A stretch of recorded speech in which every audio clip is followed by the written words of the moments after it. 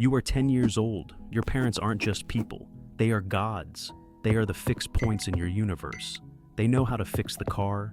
They know how to pay the bills. They know how to make the monsters under the bed go away.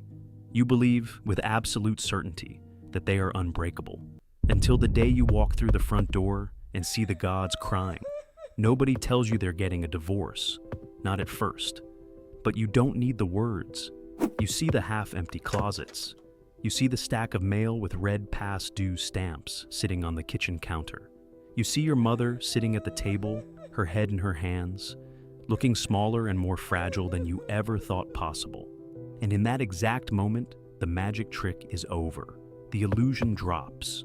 You realize they aren't superheroes. They are just terrified, broken people.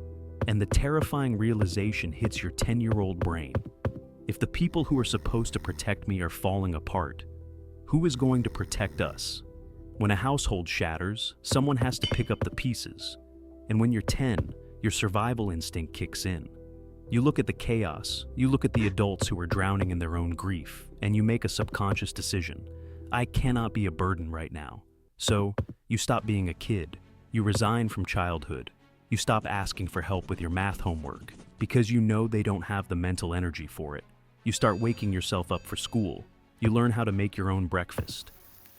You learn to read the emotional temperature of the house the second you wake up, navigating the minefield of their bad days. You watch other kids at school cry because they didn't get the toy they wanted, or because they scraped their knee. You look at them like they are aliens, because while they are living in a world of playgrounds and cartoons, you are running a psychological triage center in your living room. You are absorbing the stress of an adult world that you barely understand. You become the anchor for a ship you aren't even old enough to steer. The hardest part about growing up too fast is that no one actually thanks you for it. They just praise you for being so mature for your age. He's handling the divorce so well, they say. He's so independent. They mistake your trauma response for maturity. They don't realize that the independence isn't a personality trait. It's a survival mechanism.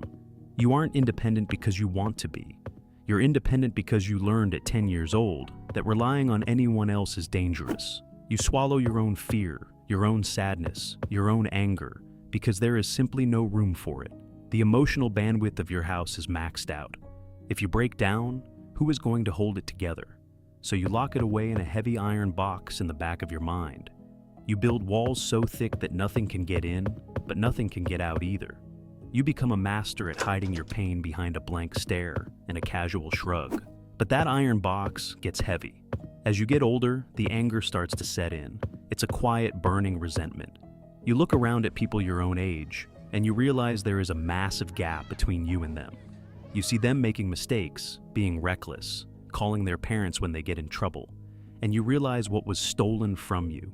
You never got to be reckless. You never got to just fall apart and trust that someone else would catch you. You were robbed of the safety net of childhood. You feel like an old man trapped in a young body, exhausted from carrying a weight that was never yours to carry in the first place.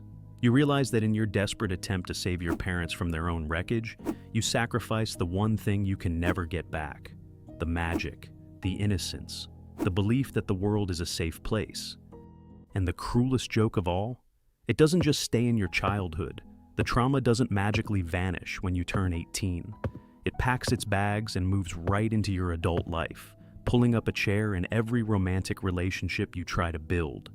When you learn at 10 years old that love is conditional and that promises can be broken with a signature on a legal document, you stop believing in permanence.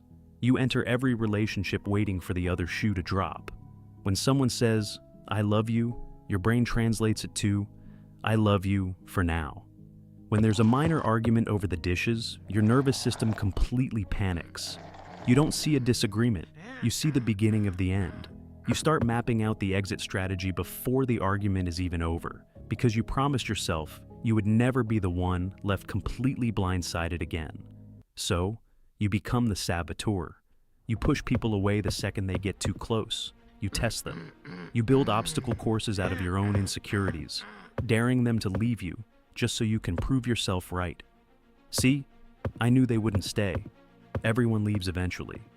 You are terrified of being abandoned, but you are equally terrified of being suffocated. You crave intimacy, but the second someone actually tries to look inside that heavy iron box you locked away years ago, you slam the door shut.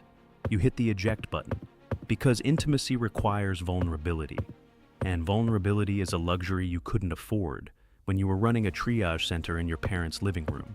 You realize that you are so fiercely protective of your own heart that you've accidentally built a prison around it. And then comes the crash. It usually happens when you're entirely alone. No audience, no one to perform for, no one to be strong for.